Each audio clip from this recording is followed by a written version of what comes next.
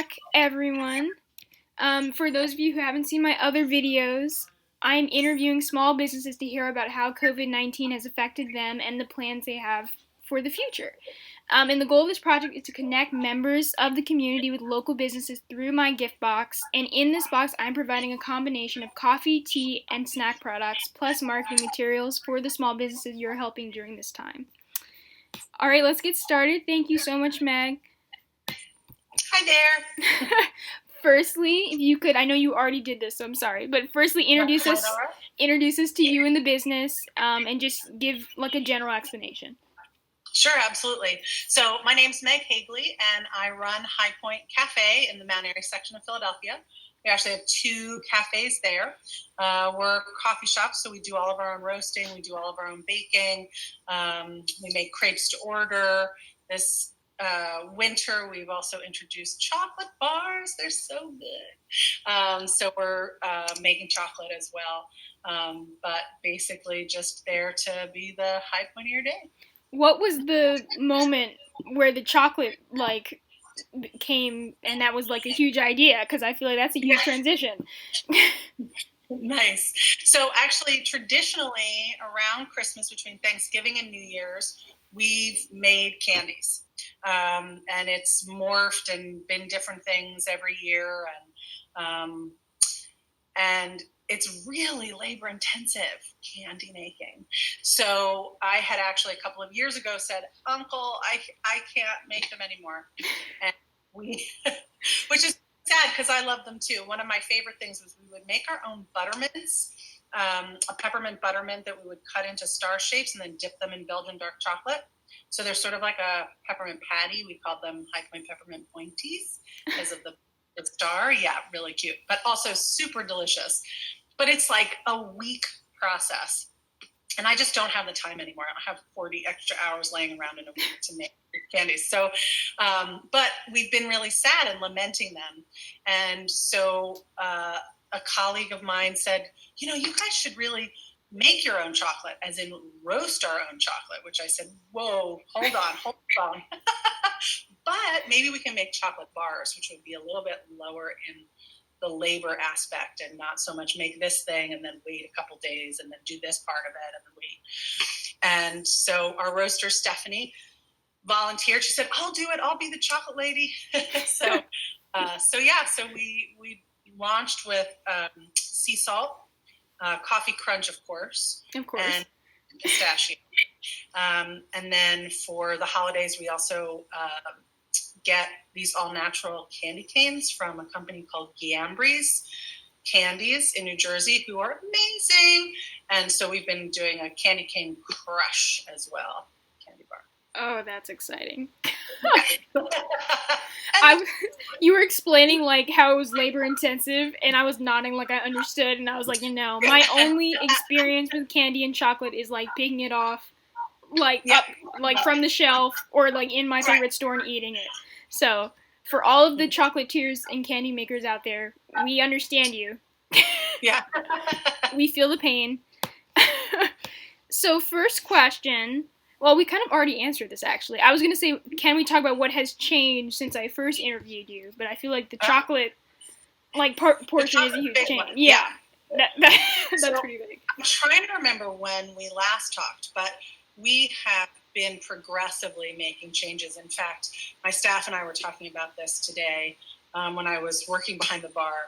Just all the changes that we've had to make since COVID and all of the things that we tried and were really unpleasant for us and for our customers, and sort of the different ways that we've adjusted and modified. Like I took the glass out of the pastry case so that we could have, since I don't have customers to protect the pastries from, we do that from both sides, which makes it so that somebody doesn't have to walk all the way around to the back of the counter to get something, to take it back out, to walk it to the door, those little things.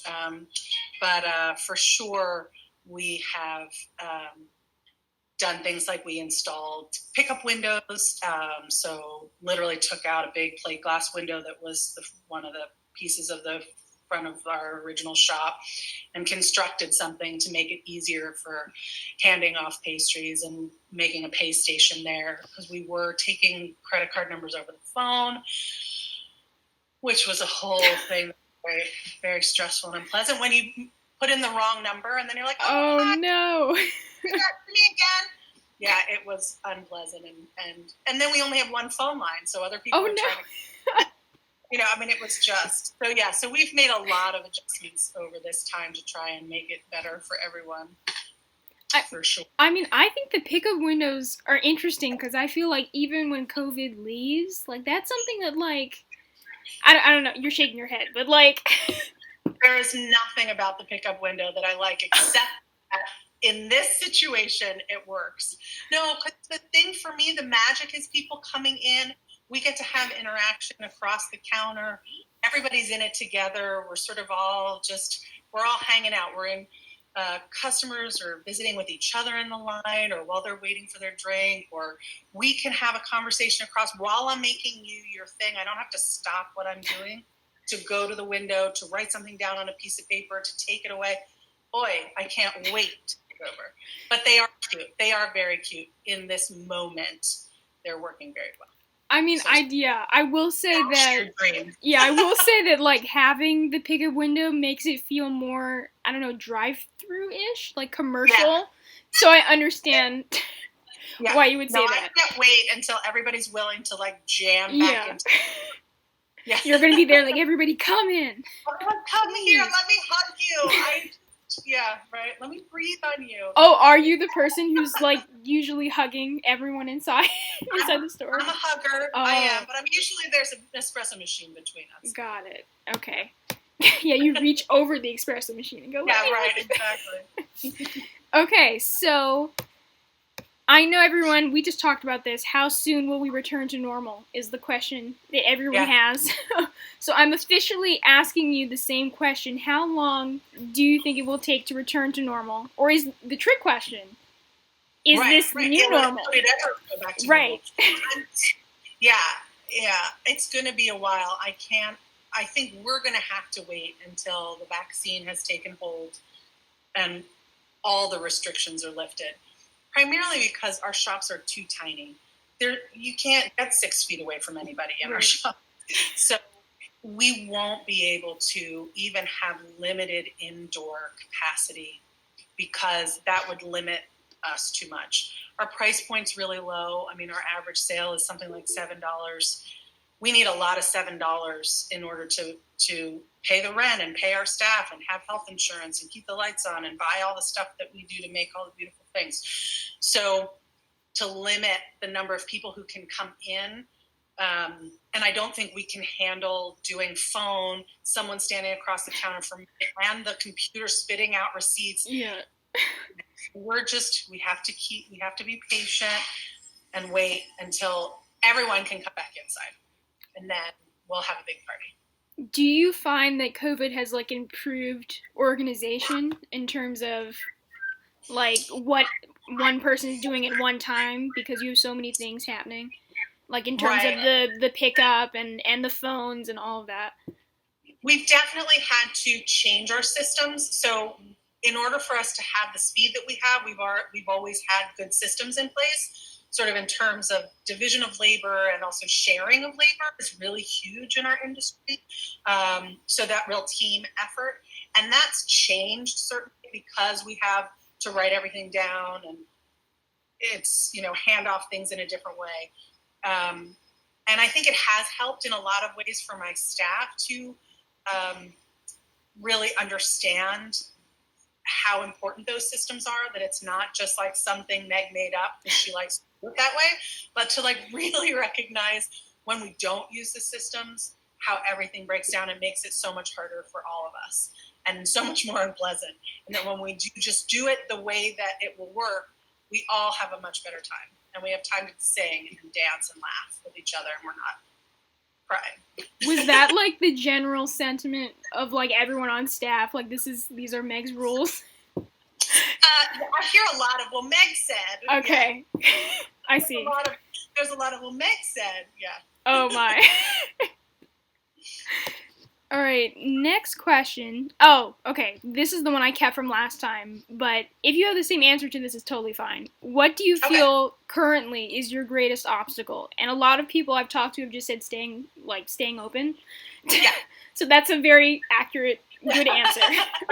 Yes, yes, it's true. The thing that's really the biggest challenge is the ebb and flow. We're so weather dependent now because you can't come in and get refuge. Even though we made a beautiful awning and leaves, and now we have heaters to keep people warm a little bit, it's still not pleasant if it's raining or snowing or too cold out. So being able to predict and plan. Um, our pastries, I plan a week in advance what we're going to have. And then I can make some adjustments, but only up to a certain point before my staff need to be preparing things and getting ready and having the ingredients and doing all the stuff. So I can't make on the fly changes. So some days we sell out because it's a beautiful day out. I'm sold out of pastries at 10 o'clock in the morning. Whoops. I mean, that's lovely, but it's not because I have all the rest of the day and I don't have anything for people to have except for crepes. Yay, crepes. Yay, crepes. Yeah. Yeah. Then there's days when I just have piles of pastry left because it was freezing cold or it was pouring rain and people just weren't coming out the way that they used to. They used to come in and snuggle down Right. and put some food on a rainy day. Like I'd be like, it's raining, but it'll be an eating day. so those things have been the big challenge, and it's very wasteful. Obviously, I lose earning opportunities on days when it's gorgeous and everybody comes and I'm not ready for them, and then I lose money because I made all this food that nobody's eating.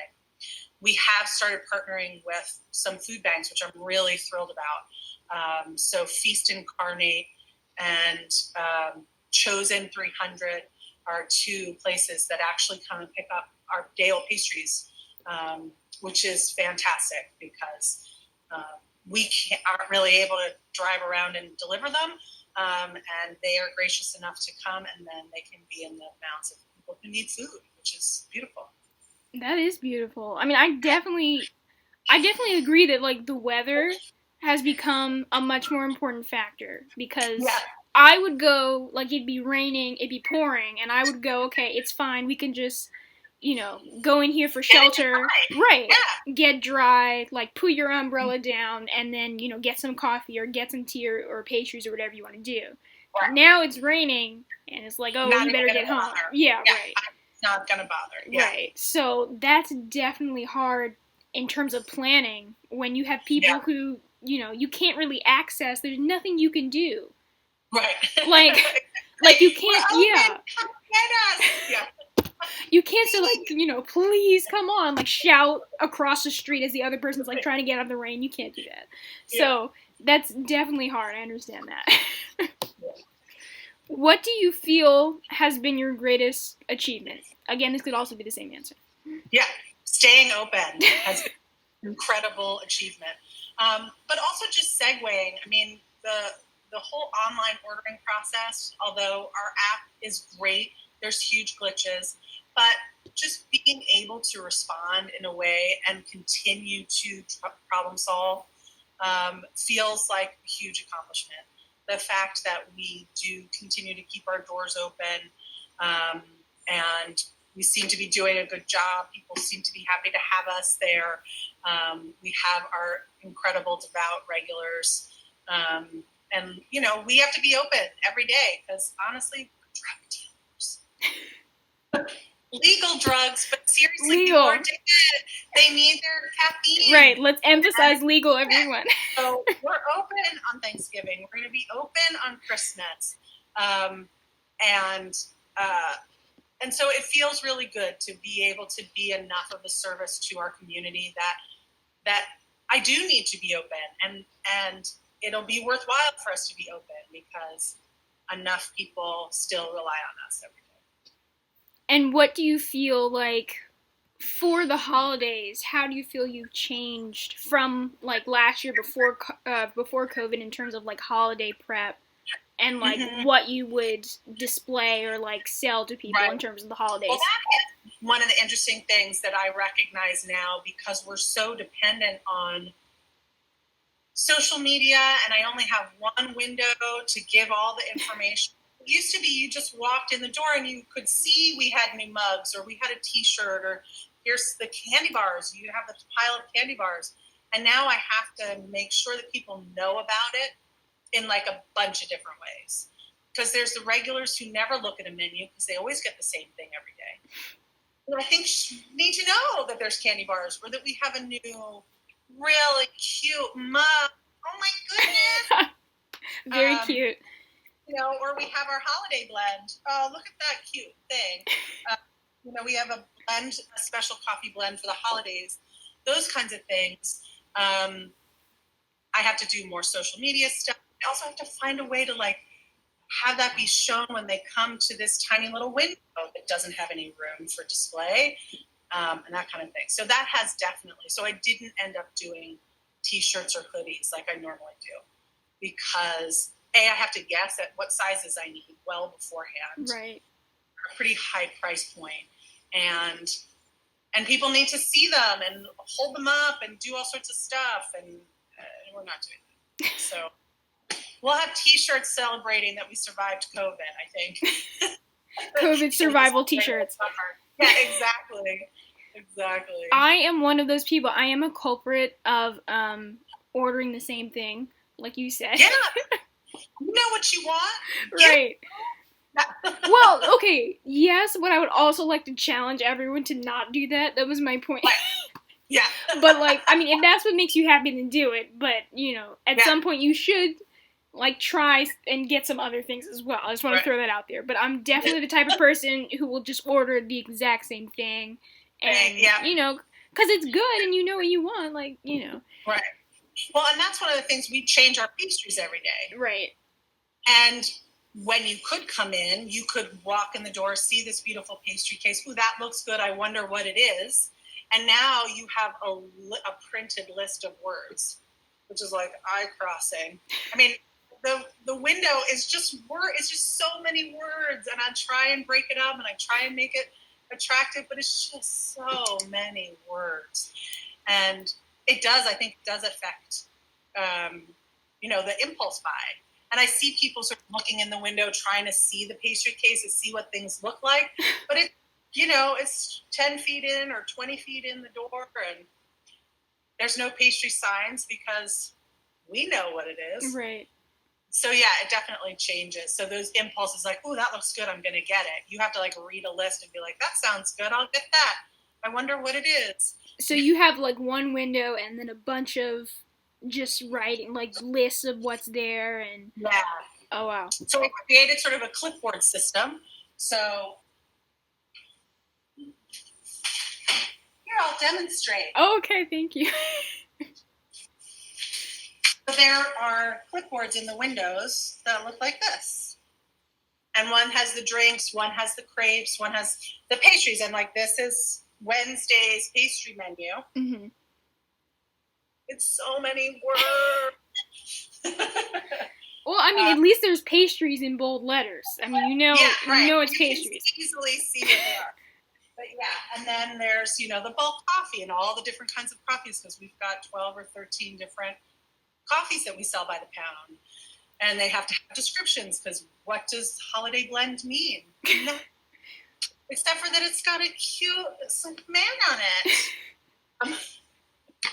The few blend, like, what does that mean? You don't know what that means. So I mean, that's a good point, because especially with like coffee businesses, you have so many different like types, so many different names, and I find that there are sometimes people get creative to the names to the point where, like, in COVID era, you really need people to understand like what it is. Like, some people think that it's cute and it's like a metaphor name, and I was like, guys, it needs. What is it? Is it a hamburger or is it a cocktail? We need to know. Like what you were talking about. If you say holiday blend, and and that's, for some people they're gonna be like, okay, holiday blend, I'm gonna get that. But then for some people they're gonna be like, what's in the holiday blend? Yeah, right. So and then then you I have to, say, well, it's yeah, Guatemalan and Brazilian. right. Which also, I mean, it does. It does. Well, But for like the coffee, like, you know, really knowledgeable people, they will understand. But for the right. rest of us who are completely clueless, we'll be like, we don't know what that means. I don't know what that means Right. either, though. And then that's just more writing, like you said, that you're going to have to explain. Oh my goodness. So many words. I mean, I just feel like, see, my answer to everything is to say go online and try and, you know, with social media, advertise more that way. But then that's a whole other set of complications. Well, and that's great, but not everybody uses social media. Right. People actually don't. Right. Like, I don't understand the Instagram. Like, I try and even just see what my staff are doing on Instagram, and I like can't even find it. I don't understand. And then the story, there's stories, and then there's highlights, and then there's your page, but your feed, and then I'm like, I'm out. It sounds like you're doing pretty good. I mean, the description you just gave me. Short words, but they don't mean anything. Oh, yeah. I see. Okay. I think you're more knowledgeable than you're saying, but we'll. Thank you. I'm glad it seems that way. I'll take it. I mean, there is a disconnect with like social media. Okay, I'll tell a story. So someone followed like my business on Instagram, and it was like it's not another business. It was like an advertising agency. Okay. Like a social media advertising agency. Hey, okay. And yeah, I was like that. I was like, hey, you know, that's great. And then they were like, well, you know, you can pay us some money and we'll advertise for you. And I was like, how do you know that's really what I need, though? Right. Like, I appreciate you doing that, but what I really need is like the local community to be involved. Like having social media advertising to anyone. They were like, we'll give you, they were like, we'll give you advertising. And I was like, that's not going to help me personally. And I feel like it's the same with small businesses. Like your community, your customer base is the local community. So like having a bunch of social media ads and stuff, I'm not sure how that works, but like that's not really going to help you, right? So, right. There's a lot of those pitches that happen. Right. And like DoorDash and Caviar. Right. And all those places are like, we can bring you more customers. So it's like, oh. I'm also like, from where? Yeah. No. First of all, you do not understand what we're doing. And no. You need more. And I was like, no, actually, I need to reach the people who know me. Right. Close to me. And I want to like engage with them in that community. Yeah, it's like they're operating under the assumption that you're like a corporate entity who's just going to be able to distribute all around the country. Limited supply of today, so that you could at any moment get one, but you can't. Like if I'm here and then they go, well, we're advertising to someone in like Arizona who's that's not helping. That's not helping me. Anyway, I'm sorry. That was my rant. That's all right. I dig it. Like social media advertisers, you all are very helpful, but please, you know, help in a way that's actually helping small businesses. Don't, you know, just throw it out there and say we can help you without giving like an actual plan that will help them. That's just my little thing on that. So we talked about the holidays. What are you personally doing? Are your decorations up? That's the first question. I don't. I used to, way back in the day, make ornaments that we would hang in the windows of the shop. And then for a little while, I made some ornaments and we had them at home. But this year, didn't do so good. Although I hear that like Christmas decorations and tree sales and stuff are way up this year because I think everyone needs that little extra boost. But I'm working too many hours right now. I gotta be honest. I'll have to send like a decorating crew to your house. Yeah, would you please bring the decorating crew to my house? That would be wonderful. Thank you. Okay, so usually I ask my future question, like the one where you see yourself 10 years in the future, but I will ask you, where do you see yourself, I guess, where do you see yourself 1 year from now? Because I'm doing I'll do like a really close one, as opposed to the really big future one. I'm really hoping that we're back to normal in a year from now. I am just crossing my fingers that we are going to be back to people inside. I got my pastry case glass back in. I've refinished my countertops, and we are all back to normal. And we're not afraid to be standing next to each other and rubbing elbows. Right. And out 100 people in my tiny little shop. That is my dream. Yeah, for sure. Your dream isn't overcrowded. Yeah, my dream is my shops are, once again, I need them to be too small. Yes. For people who want to come. I mean, it's small business. I mean, the shop needs to be small, guys. I am literally small. Not me personally, but my shop. And lastly, what can we do to support you? So we talked about social media, but you could shout out the social media account and the website and all of that. Yeah, I'm going to say for me and for any small business, if you love it, if you cherish it, use it. If that means you're ordering coffee online, if that means you're buying a Yummy card, which is our term for a gift card, and maybe not using it until we've opened back up again. Those are great ways. Buying gift certificates for us or for any small business that you love is a wonderful way to give them cash now and then maybe hold off and use it later. So restaurants, tiny shops, hair salons, all those places where you're like, I hope they can make it through. That's a great way that you can help them, and that's a great way to help us. But mostly we just want people to come. We understand it's not quite the same, and sometimes you get a busy signal. Sometimes the app doesn't work as well as it should. Right now, shipping has been an issue because USPS is way behind. Right. We have a post office right across the street from us, and we go there daily to bring packages to ship. And we were talking to the postal workers, and they said that they're so short-staffed in the shipping department, like in the big, wherever the processing center, that sometimes their trucks come back to them full because there wasn't even somebody there to unload them. Oh my. So if you're wondering where your Christmas packages are that shipped like a last week or the week before, that's where they are. That's where they're nowhere. They're just sitting in the truck because there's no one to unload it. But yeah, so yeah, those are great ways. Shout outs are awesome, really great on Facebook and Instagram. Anytime you can hashtag a small business that you love, that really is really useful and actually does generate business and generate interest about those businesses that you love. All right, well, I would like to thank you so much for meeting with me a second time. Absolutely. Anytime. I'll do it a third. I'm here. All right. So thank you. You're doing great work. This is a really exciting project, and thank you for having us be part of it. Thank you so much.